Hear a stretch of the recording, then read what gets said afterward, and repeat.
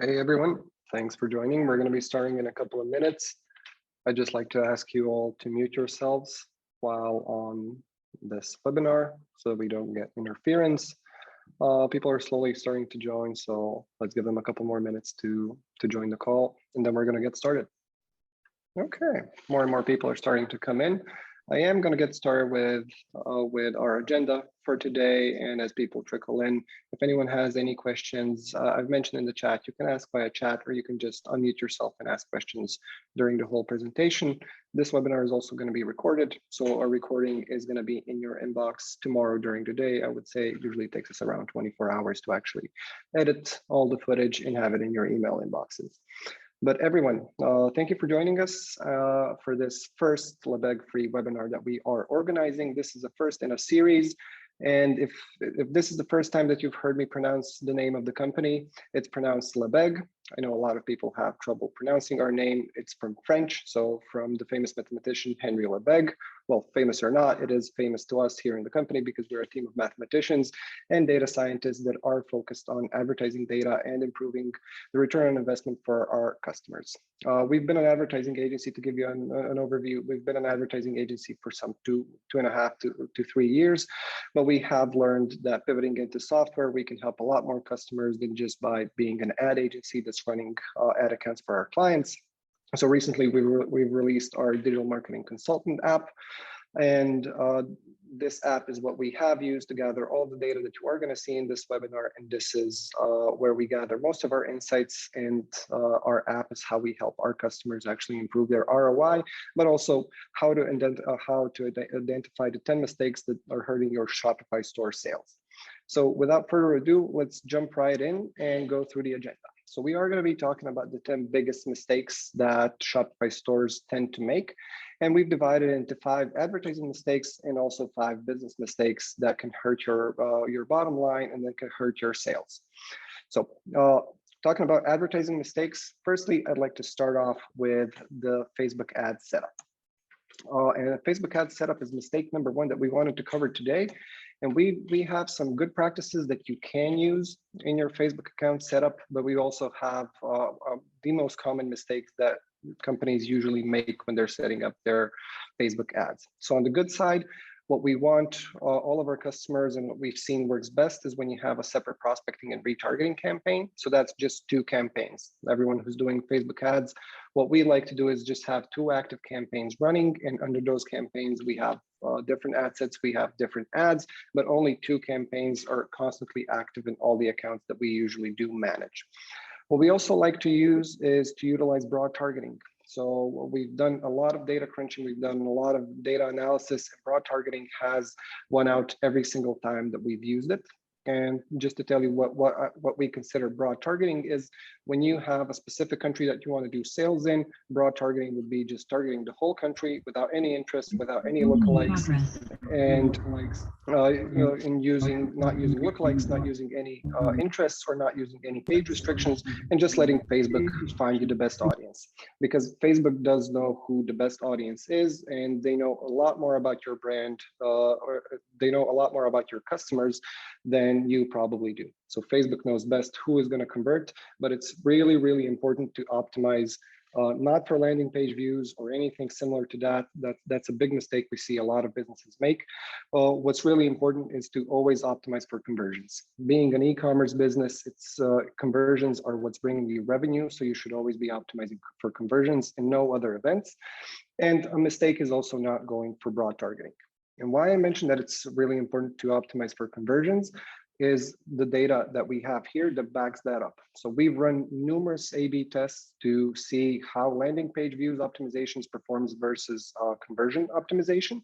And what you can see is that the CTR, so the click-through rate on conversion campaigns, is much lower. So it's 3 times lower than the click-through rate on landing page views, but the conversion rate is much higher. So it's around 2.47% versus 0.19 conversion rate on when you're optimizing for landing page views.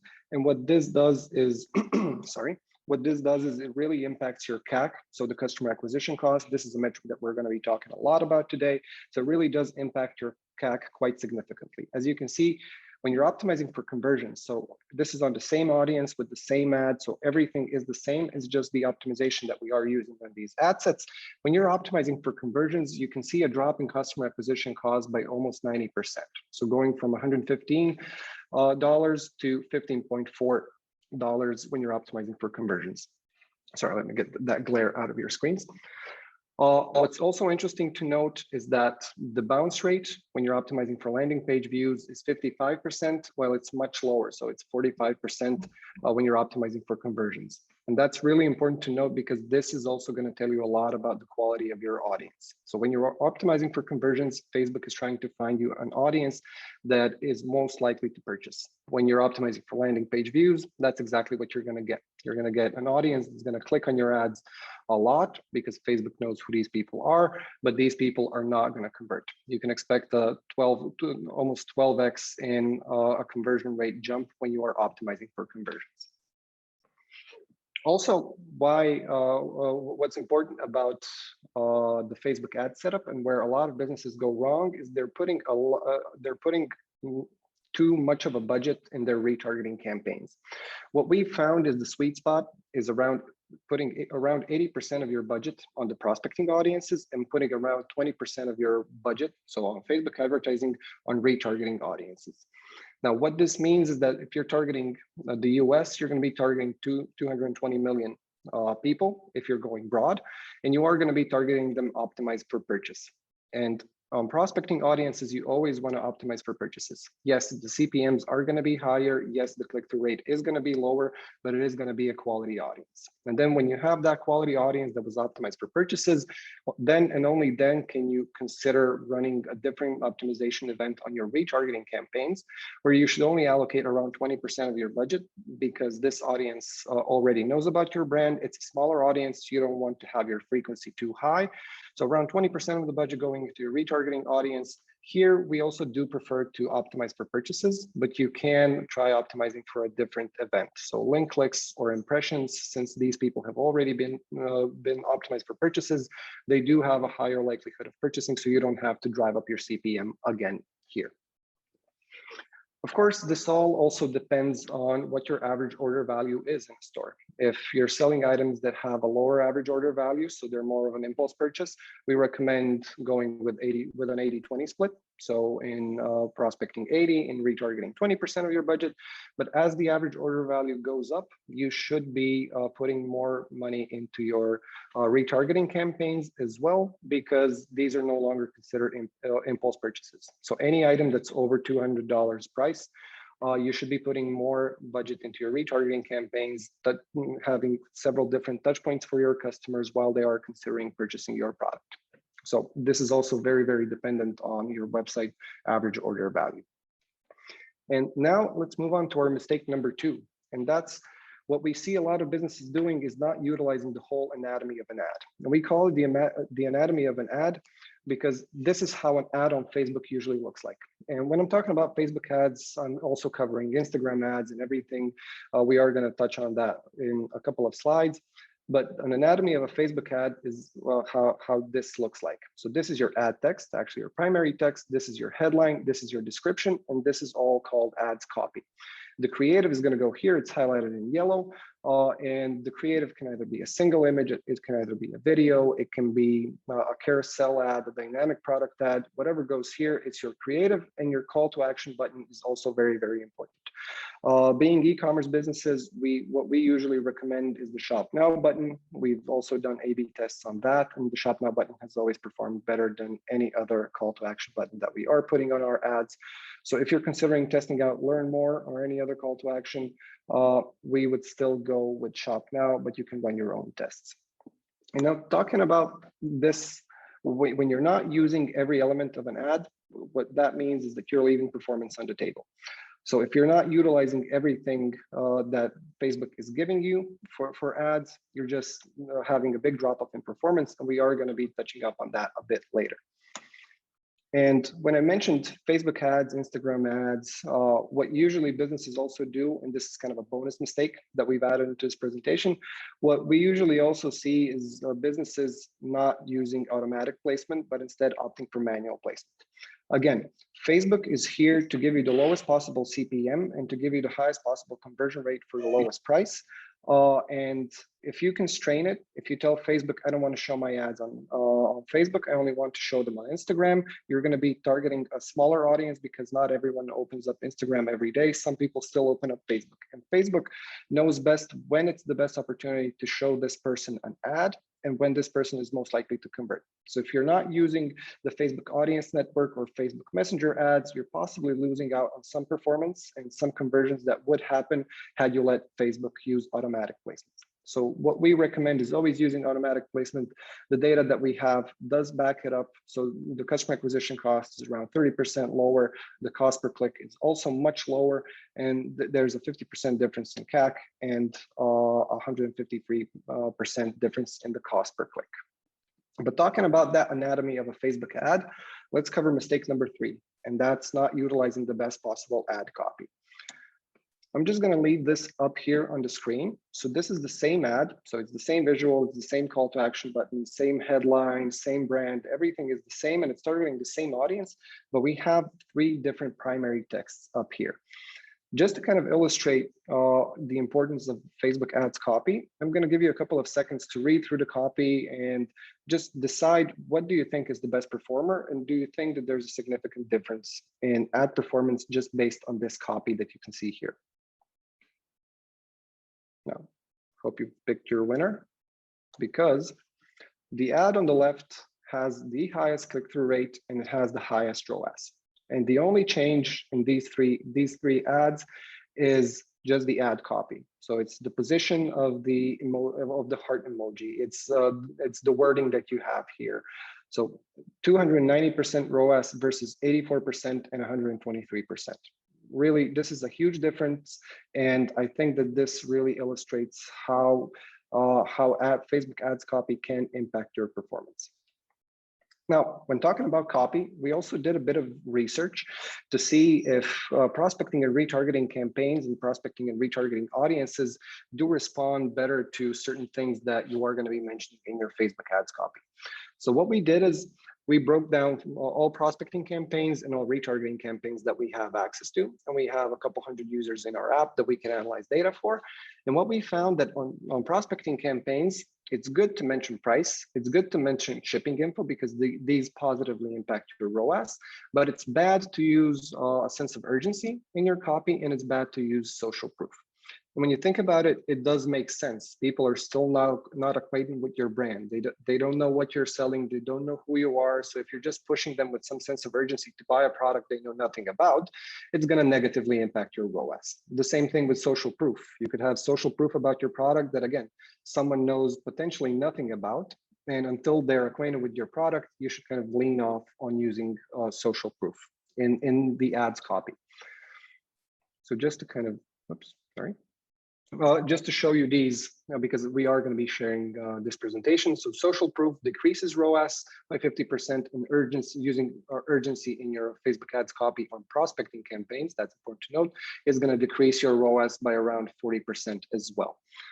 And now, but on the remarketing campaigns, it's interesting to note that price still performs great, other fees perform great, but now sense of urgency and social proof have a positive impact on your ROAS. So once an audience is acquainted with your products and once they know about your brand, then it's really useful to use a sense of urgency in your ads, and it's useful to use some sort of social proof that's going to reassure the customer that it's okay to buy your product, that other people are happy about it.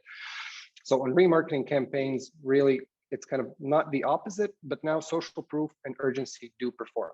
So if you are running any sort of Facebook ads, go ahead, look at your copy, see what you're using on your prospecting campaigns, what you're using on your retargeting campaigns, and really see if you can implement some of these suggestions that we have for you here today. And now moving on with the anatomy of an ad, let's talk about some ads visuals. And ads visuals are also heavily dependent on your retargeting and prospecting audiences. Not all the same visuals are going to work for a retargeting campaign that are going to work for a prospecting campaign. Just think about yourself. When you first see a product on Facebook that's being advertised to you, what you usually like to see, probably, and our data proves it, is using lifestyle photos. So a product is not in the main focus of these ads. And what we usually recommend to our clients is not to have the product, but really a person using that product. So a product is going to be included in the visual, but it's not going to be the main focus of the visual. But then when you are going to be retargeting people, now they already know about your brand, they visited your website, they either liked your Facebook or Instagram pages, so they know who you are. Now's the time to really use good quality product shots. And again, using price, using some sense of urgency in your copy, and also reassuring them with social proof that this is a product worth buying. One of the mistakes that we see stores doing is using video ads. Video ads sound really cool. They did perform really, really well 2 or 3 years ago. But what's the situation in the market right now is that video ads have a higher CPM, so the price of advertising on Facebook, by around 30% compared to static images and compared to carousel ads. And the trick is you can really have a similar click-through rate and conversion rate on single image ads, so static images, that you can have on videos. So if you have the same click-through rate and conversion rate on images and the price of advertising via video is 30% higher, it just doesn't make any sense to use videos. Use quality photos and use static images, and definitely don't use videos on retargeting ads. Because in retargeting ads, you want to have your CPM as low as possible. It already is going to be rising because you are going to be targeting a smaller audience. So as the audience gets smaller, the price of advertising to these people does get larger. So don't use videos on retargeting ads. And kind of an insight from our side, analyzing hundreds of stores, we found that out of the top 10 stores in our system, 9 of them don't use video ads at all. So you can be a good performer without using video ads. I don't know what your experience is and how many of you are running ads on Facebook currently, but if you're running video ads, we'd be interested to kind of hear your thoughts in the chat. And if you have any questions or want to discuss this, we'd be happy to tell you more about it. My colleague Chiara is going to be monitoring the chats, and we can talk more about it either via chat or in the Q&A session that we're going to have after this presentation. What we do recommend that you use is to use carousel ads and to use emojis in the ad text. So this is one of the best performing ads that we have in our database. And here you can see that we're using a carousel ad because of the lower CPM, and we're highlighting several different products of this brand in this ad. And we are also in the ad description, we're using 5-star emoji. This has been A/B tested. We've tried different things, but using 5-star emoji in the ad description really has proved integral for us. And we've seen very, very good performance on this. And just to kind of back it up with numbers, we've tried using in the description, so basically leaving it empty or using something default that Facebook is going to pull from your website. We've tried using 5-star emoji, and we've tried using free shipping info. Here, the click-through rate has been mostly the same in all 3 versions, but the conversion rate on the ad with a 5-star emoji in the description really has been stellar. So has the ROAS been. So if you can implement it into your ads, we would always recommend to implement 5-star emojis in the ad description. You are going to be seeing great results. This has been tried and tested on many brands that are using our software. Give it a try, launch a couple of ads with 5-star emojis in the description. You really are going to see a difference here. Just to kind of sum it all up, because I've mentioned that you're going to have this presentation shared with you. These are a couple of our advice how you can utilize the best copy and the best images, but also what you can kind of think about implementing in your website. If you can offer free shipping should always be offered. It does wonders for the conversion rate.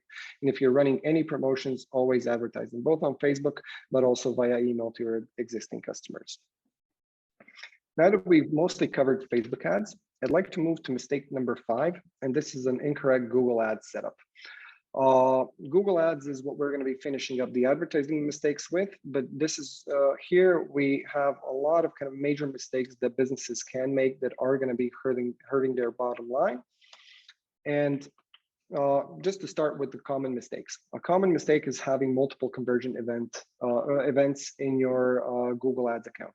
What this means is that you're usually tracking calls, you're tracking email signups, you're tracking purchases, So you're tracking several different things, but in your campaign, you don't specify to Google what you want to track specifically.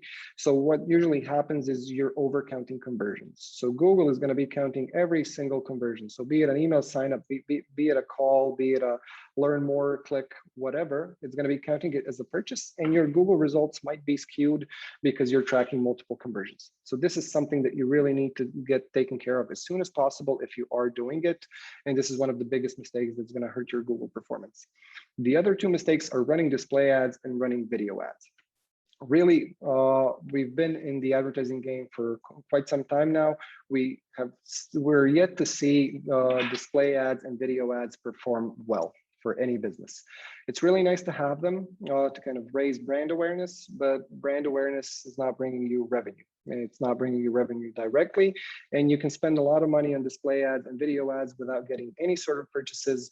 It's nice to run them when you have a 200K budget to spend on marketing a month, but if you're spending less than that and you're focused on growing your business and growing your store, you really shouldn't be doing any display ads and you shouldn't be running any video ads until you're big enough to actually be able to afford it.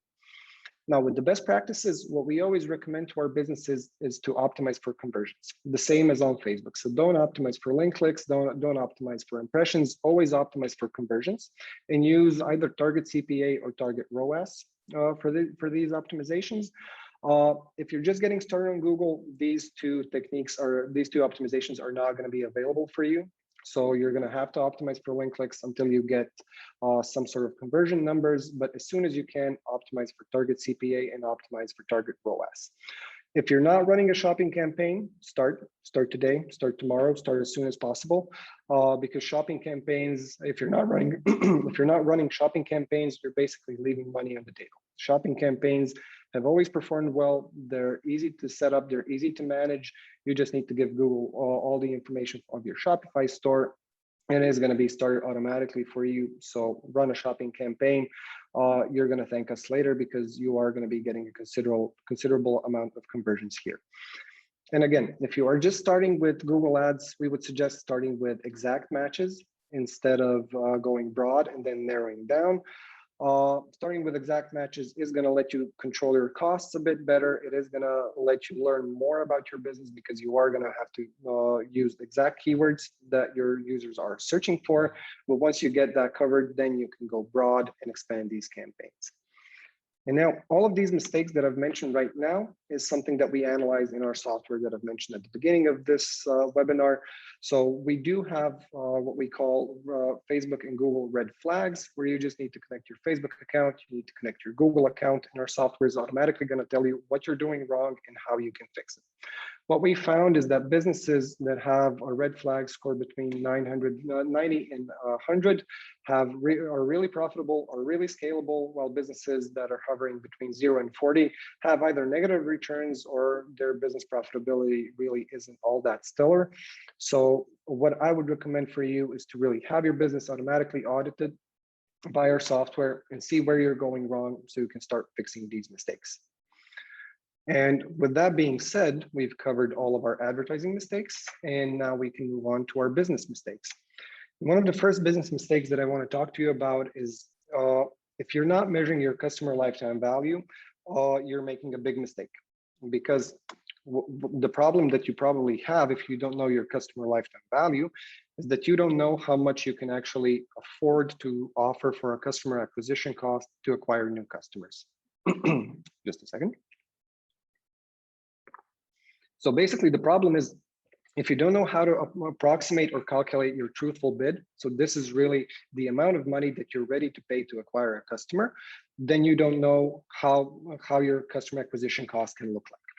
If you only know your average order value, if you're only focused on your ROAS and the initial order that a customer is going to be making on Facebook or Google, you're going to be missing out on potential additional revenue that these customers are making. And the truthful bid by a mathematical theorem really is the best and optimal strategy in online advertising.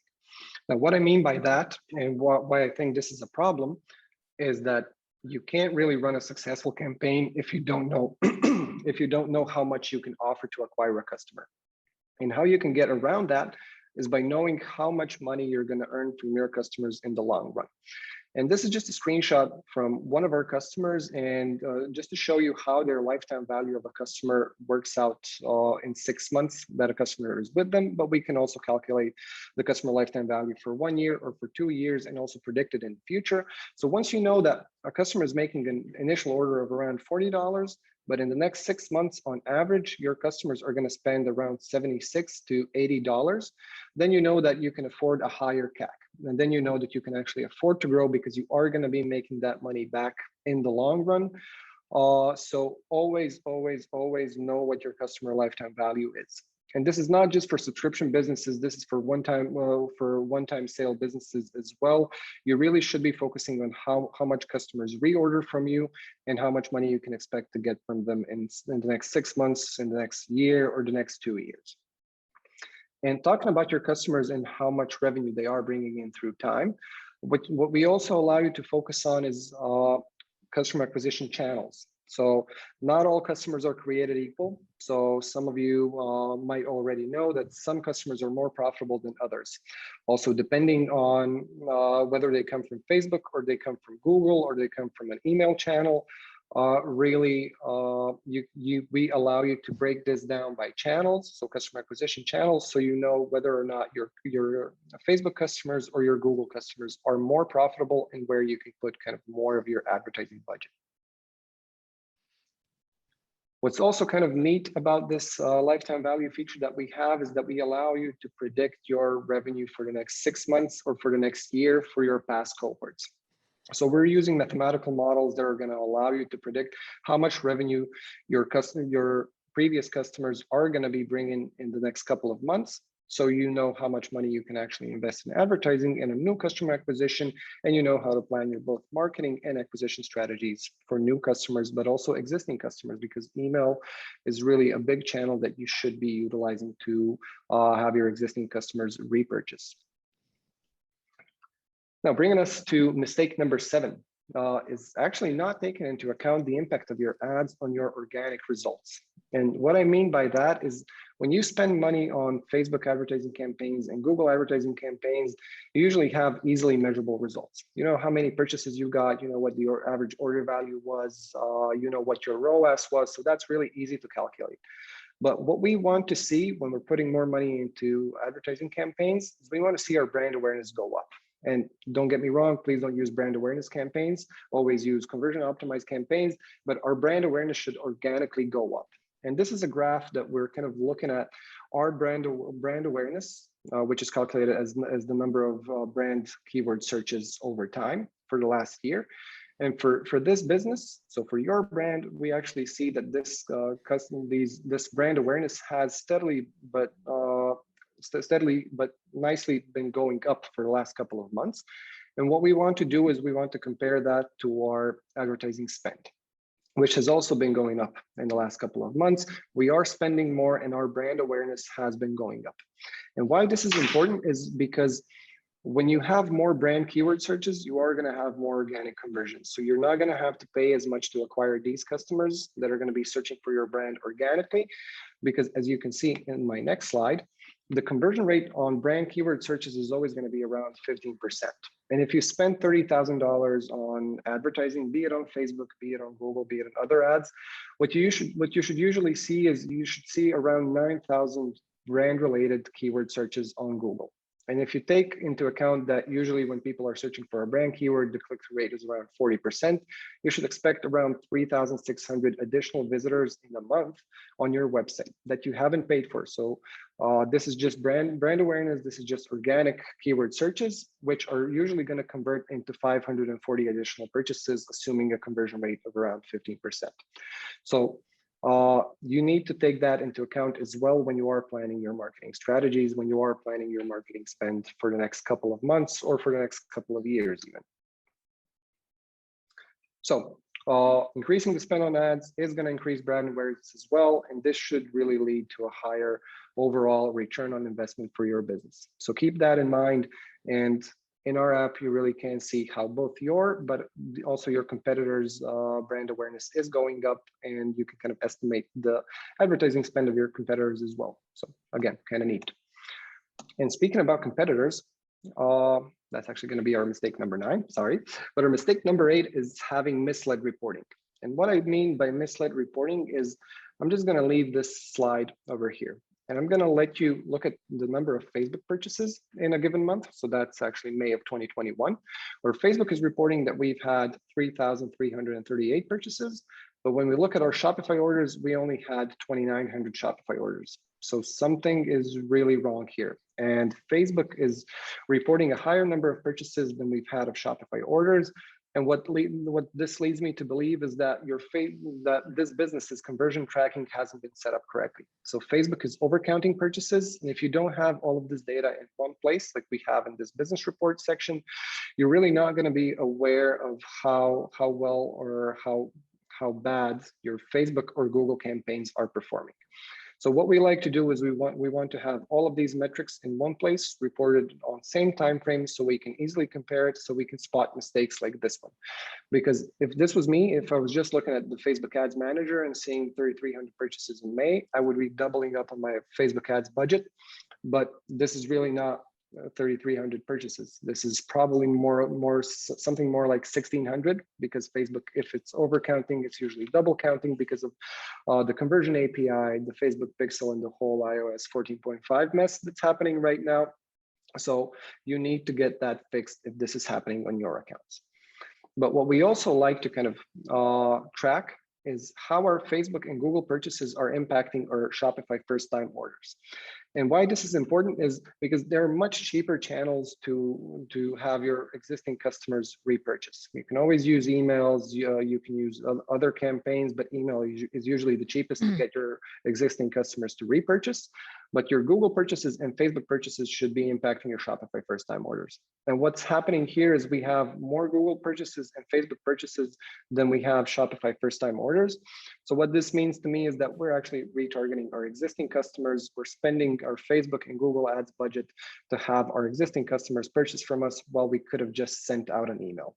So for this account, the first thing I would do is I would go into my prospecting and retargeting campaigns. I would look at whether or not I am excluding my existing purchasers, or if I'm not excluding them, if I have a very good reason not to exclude them. But all in all, Facebook and Google should really just be impacting first-time orders and not repeat customers.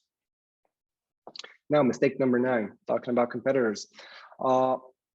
A mistake that businesses make is they're just not paying attention to what their competitors are doing, and they're not keeping tabs on their competitors.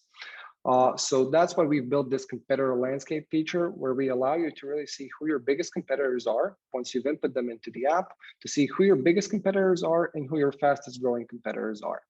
And when you find that business, when you find that one player in your space that is big and that's growing fast, what you want to do is you want to look at their ads, you want to look at their marketing strategies, and if you find anything that's good, copy that. There's no shame in copying good performing ads, good performing strategies. You want your business to grow, so find that best player in the market and copy what they're doing. But don't copy everything, just copy the good stuff. And that's why we allow you to see the good stuff of your competitors. So basically, what we want you to do, and what we recommend businesses do, is input their competitors into our software. We're going to analyze everything. We're going to check the best practices that these businesses are using.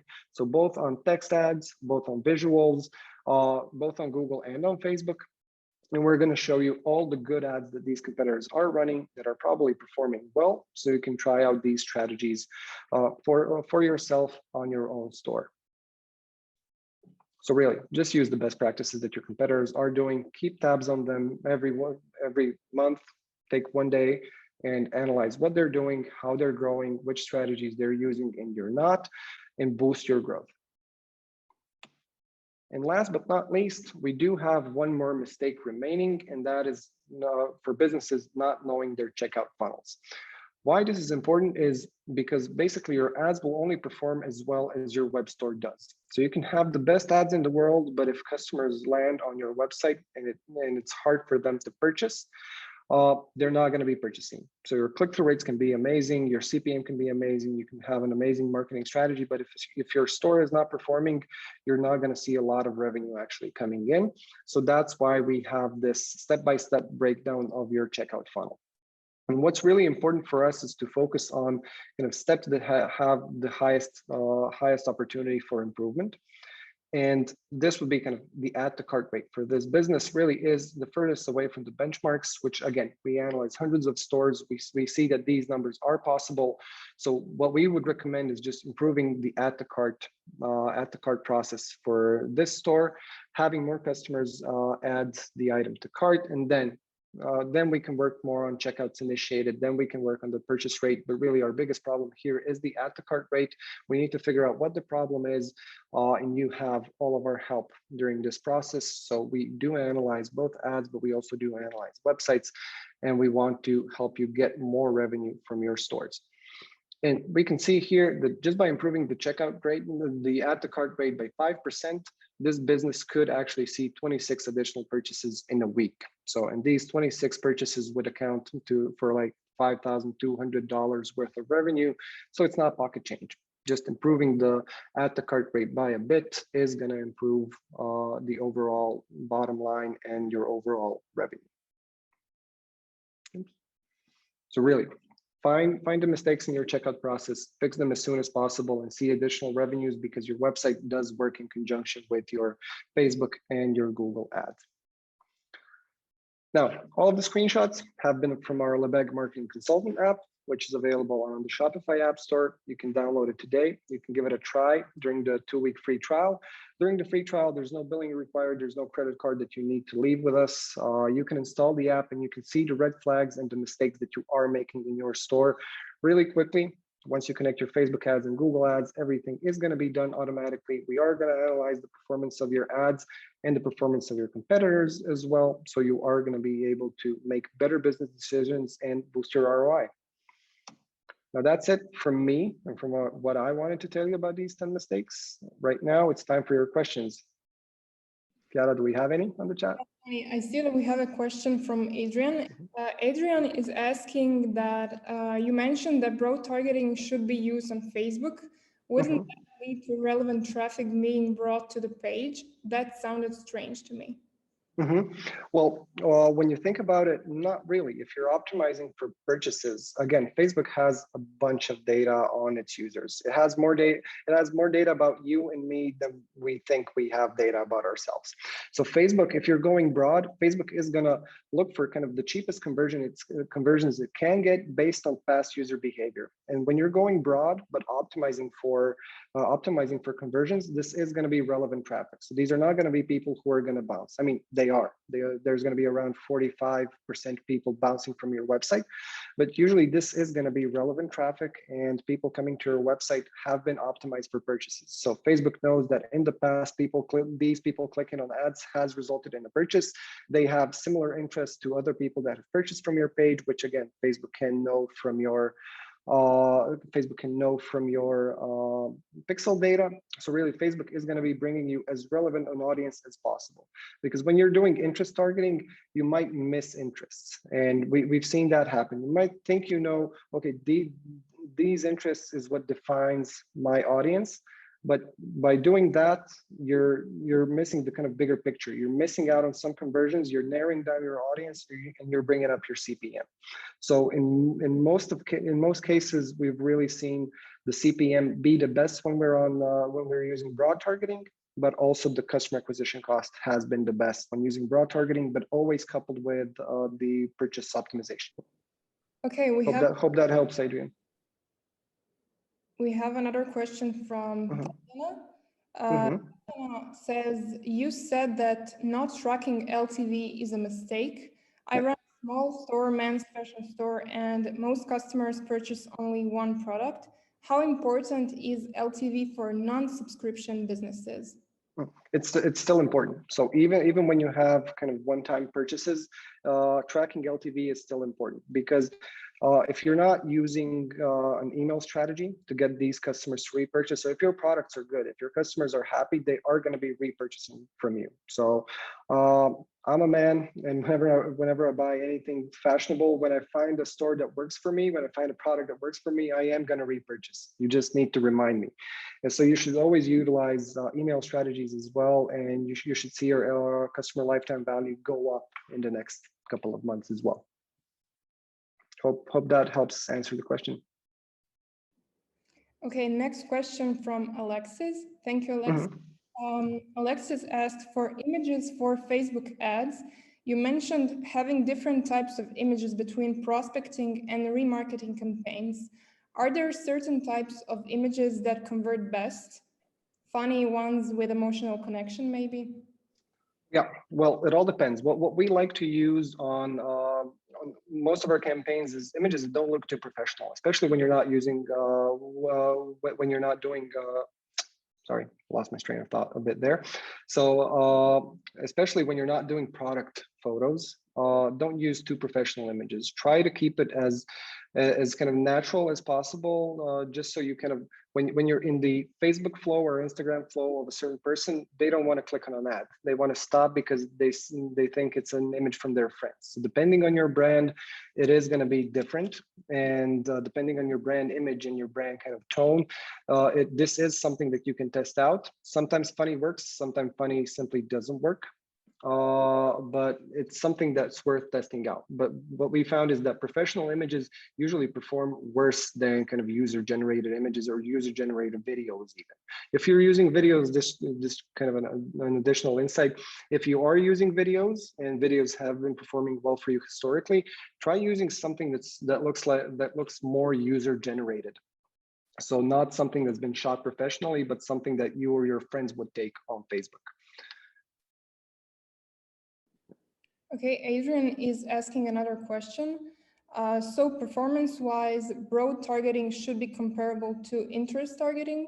Also, I was surprised to hear that we shouldn't use videos for advertising. Does that hold for all video content or not?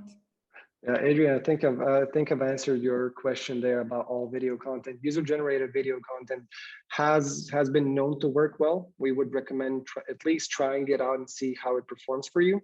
But not all videos are created equal. So user-generated content videos usually do work better than video ads, but images still have been a winner for us, at least in all the tests that we ran. Performance-wise, broad targeting should be comparable to interest targeting. Yeah, it should be comparable to interest targeting because you're basically doing interest targeting without constraining Facebook with interest targeting. You're letting Facebook do all the heavy lifting for you and match your products and your previous customers with potential future ones by looking at the interests of your previous customers and then serving your ads to customers who are most likely to convert based on their past behavior. Okay, next question we have from Kate. How will Apple's new privacy features affect Facebook ads? Will they be more expensive and less effective? Oh, great question, Kate. We've actually tested this out. So we do have a lot of blog posts, and one of the blog posts on our website is strictly related to the effects of iOS 14.5 changes and what it's doing to Facebook ads. On some of the accounts that we've seen, it has had a negative effect, but some accounts have been not affected. Yes, it does limit what you can do on retargeting. It does limit who you can retarget, but Facebook ads, what we're guessing is going to happen is as businesses leave Facebook because everyone is scared of the iOS 14.5 changes, there's going to be less competition. And less competition usually means a better price for advertising because it's just supply demand. If you have less businesses betting on the same people, CPMs should go down. And if your ads are correctly optimized, if you're using the right strategies, yes, you're not going to be able to track everything. So you're not going to be able to report on all purchases and all events that customers are doing on your website. So that's why we think that it's important to also look at the bigger picture and have your Shopify metrics be kind of your ground truth. And if you see that you're spending more on Facebook ads, and your revenue is going up, but your Facebook purchases are not going up, really, that's what you should be kind of aligned with. So iOS 14.5 is making it a bit harder for us to report on all the results, but still we haven't seen a negative or an adverse effect of Facebook ads after the iOS 14.5 change. In general, some negative changes have happened. It's making it harder to report, but in general, performance has remained stable. Go on our blog post and check it out, Kate. I think you're going to find it really, really useful. We have another great question from Magnus. would you suggest putting your whole budget into the broad targeting, and once it gets rolling, you can try some interest-based targeting, or put it side by side while also testing interest targeting? Yeah, that's a good question. That's a really good topic to talk about. What we usually do is we start with broad targeting. We start with broad targeting because it's going to get us the most data. So you can still report on age groups, you can still report on genders if you're doing broad targeting. So you can kind of get a better view of your audience, which I see Sandra is also asking about. Sandra, I'm going to get to your question in a second, but testing it side by side or putting all of your budget into broad targeting, if you have good performing campaigns straight away, I would just test out broad targeting at first, running it side by side with interest targeting. But when you're testing this, always run the test with same ads. So always have the same visuals and the same copy on ads when you're running a test. If you put anything that's kind of different on one ad versus the other one, you're not going to get accurate data. So always use all the same information in both ads and then try it out. If you're just starting with Facebook ads, Magnus, then I would kind of recommend starting with broad targeting. And then once you have more data about your customers, but once you've done some research, you can try interest-based targeting. But I would put my money on broad targeting any day of the week. We've tried it out several times. We've tried out interest targeting, unless for specific niches. Really, broad targeting does work well. So if you have a product that's kind of widely available and can be used by everyone, I would go with broad targeting any day of the week. But Sandra, to answer your question about products for women's health, we've done some tests, and here it's been kind of hit or miss and a bit inconclusive. Again, if you constrain Facebook to just target women, you are going to have a higher CPM. But if you leave it on broad, once Facebook kind of exits this learning phase, once it gets around 50 conversions, Facebook is already going to know that it needs to deliver your ads to women exclusively because no men are going to purchase your products. So Facebook is going to start optimizing and just serving your ads to women. And this is what we've seen in Facebook Analytics, just looking at for this specific use case. If a product is targeted at women and you put it on broad targeting, Facebook is going to learn very, very quickly to target ads specifically to women. And then if you kind of constrain it by saying, okay, I just want to target women, you are going to have a higher CPM than on broad targeting that is going to be doing the same thing. I know, sounds crazy, but if the data says so, we usually like to go with that. Next question we have from Luca. Do memes and jokes help bring traffic to your website and convert users?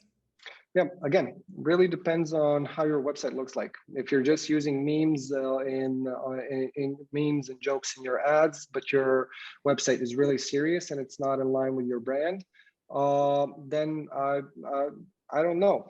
To be quite honest, really, if it's not in line with the brand, when I see something funny on an ad, I like the website to be funny as well. So it all depends on the audience. It all depends on what you're selling and who your customers are. But if they're into memes and jokes and you found that out kind of historically, I would use memes and jokes. Just kind of keep it classy so you don't get banned by Facebook.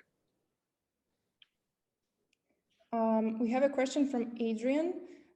You said that landing page view optimization should not be used. Then why is Facebook actually suggesting it? Because Facebook likes money. Sorry, it's a joke, but really a landing page views optimization is really good for Facebook. You are going to be spending a lot of money on it. If you just focus on metrics that are not important, then you're going to be seeing a lot of link clicks. You're not going to be seeing a lot of conversions, but Facebook is going to tell you, yeah, you've reached this and this amount of people, you've had this amount of clicks, but this is going to be very cheap traffic. So Facebook likes to have cheap traffic, kind of go quantity over quality, and really Facebook is suggesting it because it fits their bottom line. But as an e-commerce business, you should not be using landing page view optimization in your prospecting campaigns ever. You're not going to have good customer acquisition costs. You're not going to have good conversion rates. I would always stick to optimizing for conversions and always optimizing for purchases. in that top of the funnel. So in your prospecting campaigns, then when you already have this audience on your website, you can sometimes try optimizing for landing page views because this top of funnel audience has already been optimized for purchases. And then once they're kind of in the retargeting audience, once they're thinking about buying, you can then retarget them just by having them click on those links and then potentially purchase. Okay. Yeah, optimizing only for purchase, Adrian, and on prospecting campaigns, always optimize for purchases. Does anyone else have any other questions or topics that they want to discuss? Okay, awesome. If that's it, I hope you've all had a great presentation. Yeah, do you think TikTok marketing is profitable? Well, Muhammad, we haven't really done a lot of TikTok marketing. From the research that we did and from everything that we have read about, TikTok marketing works really well on some niches, but again, not all of them. So I can't really give you a definitive answer. We would have to do a lot more research because we are specialized in Facebook and Google ads. So unfortunately, I don't have a straight answer for you on TikTok ads. But we are going to do a bit of research and try a couple of projects with TikTok ads in the future. And if that's going to be something that you're interested in, you can always send us an email. You have our email address, so it's info@lebesgue.io. And we are going to continue making these webinars. Hope to see you all again soon. Thank you all. Have a great day. Bye. Bye-bye.